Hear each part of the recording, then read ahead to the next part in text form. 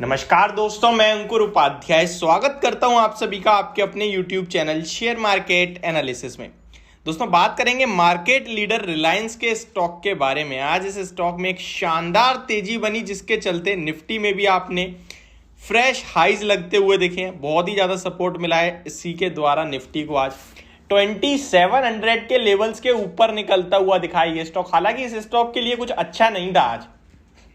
In fact अगर आप देखें तो एक चीज नेगेटिव थी, जैसे कि कच्चा तेल। क्रूड ऑयल में 3.5% की गिरावट देखी थी मैंने मॉर्निंग में। उस समय अगर देखें तो स्टॉक का भाव अराउंड आपको भी लोअर लेवल्स पे मिल रहा था 2620। इनफैक्ट आज का लो 2500 का है स्टॉक का। जो ओपनिंग का प्राइस दिख रहा है आज का लो वो 2500 का शो हो रहा है और स्टॉक का हाई जो है वो 2700 का दिख रहा है। लेकिन चार्ट्स पे मुझे 2500 कहीं से कहीं तक दिख ही नहीं रहा है। ये बहुत इंटरेस्टिंग है। ठीक है, जो शो रहा है वो मैंने आपको बता रहा हूं। स्टॉक की क्लोजिंग लेकिन दिख रही है 2707 रुपीज की और आज का हाई है 2721 का। स्टॉक अपने 52 वीक हाइज की तरफ जाता हुआ दिख रहा है। सवाल ये क्या यहां खरीद लें, प्रॉफिट बनेगा यहां से भी, या फिर जिसके पास है उसे बुक करना चाहिए, या थोड़ी तेजी और बन सकती है? तो चलिए इसी का आंसर देने की कोशिश करता हूं। पहले मैं आपको यहां से 3 महीने 4 महीने पीछे लेके जाना चाहूंगा, जहां मैंने आपको इस स्टॉक में रिकमेंडेशन दी थी। 2400 2380 के लेवल्स पे आया था ये स्टॉक, जब स्टॉक के नंबर्स खराब आए थे।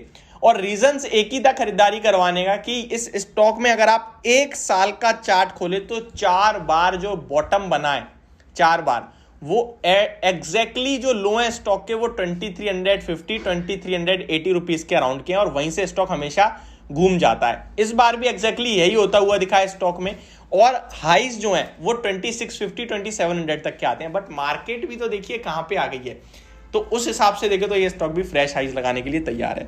मैं आपको लंबे या फिर मतलब इन्वेस्टमेंट का राय ना देते हुए आपको ट्रेडिंग के हिसाब से बताना चाहूंगा, क्योंकि इन्वेस्टमेंट बोलने के लिए भी मेरे पास थोड़ा सा हिम्मत कम है। हाइस पे खड़ा है, यहाँ आपसे कह दूं भाई खरीद लो 5000 हो जाएगा, हो तो जाएगा, लेकिन उससे पहले पता चले 2200 दिखा दे, 2300 दिखा दे। 2200 तो खैर नहीं बोल सकते, लेकिन 2500 दिखा दे तो वो मेरे को थोड़ा सा लगता है। मैं सोचता हूँ कि इन्वेस्टमेंट करना है तो थोड़ा वेट करके करेंगे, अच्छे लेवल पे लेंगे।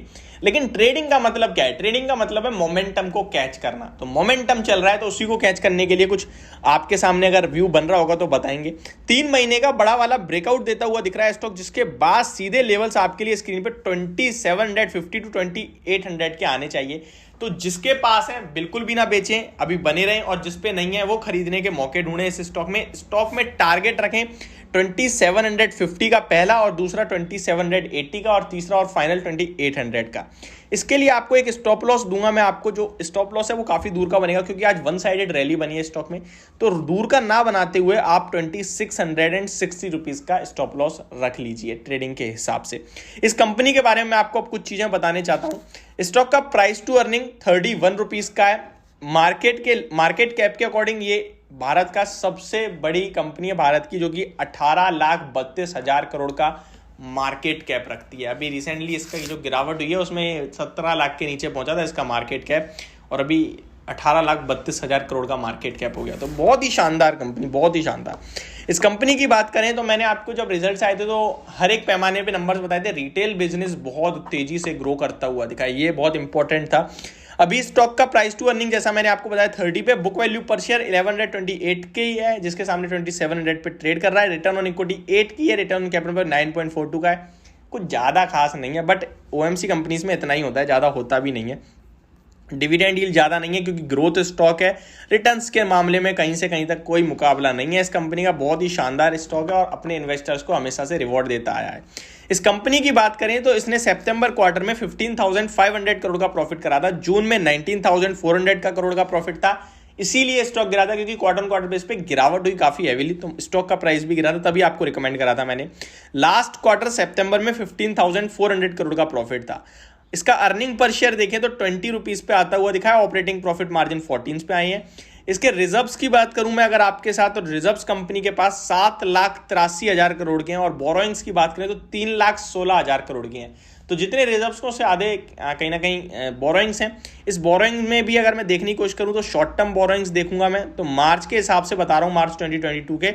तो यहाँ पे आपको शॉर्ट टर्म में 78,000 दिख रहा है और लॉन्ग टर्म में 2,24,000 की बोरोइंग्स दिख रही हैं। यानी कि लॉन्ग टर्म बोरोइंग्स ज्यादा दिख रही हैं, तो ठीक है, कोई दिक्कत वाली बात है नहीं ऐसा।